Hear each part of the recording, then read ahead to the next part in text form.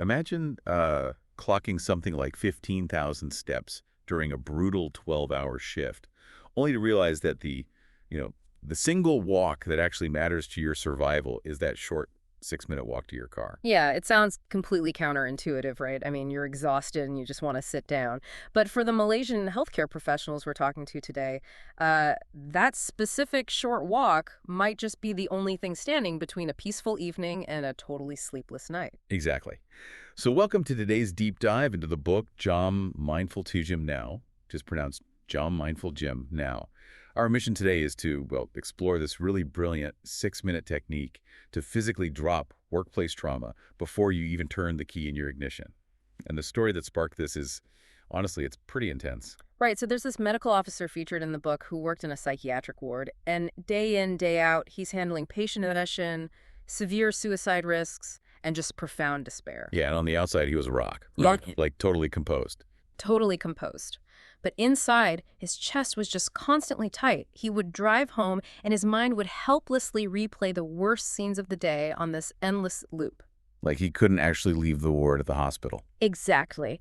Because he was dealing with a heavy dose of both vicarious and cumulative trauma.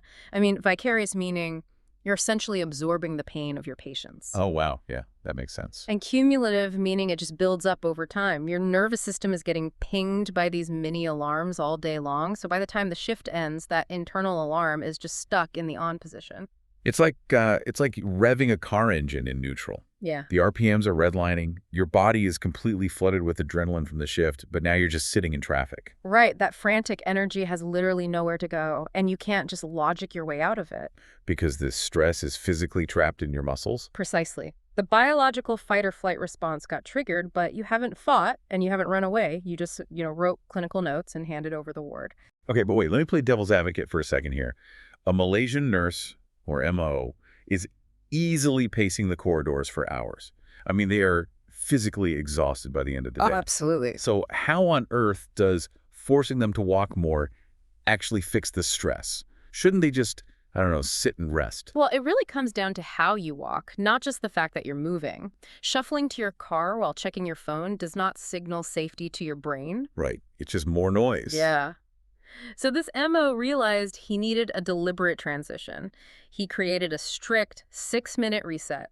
3 minutes of brisk walking, immediately followed by 3 minutes of mindful walking. So the speed is like the secret ingredient here. Yeah, the brisk, fast-paced walking comes first because it serves a biological purpose. It gives that trapped redlining adrenaline somewhere safe to go. It physically burns off the trauma activation. Exactly. And once you've spent 3 minutes giving that nervous energy an exit route, you switch gears. You slow down. You slow way down. The next 3 minutes are completely mindful.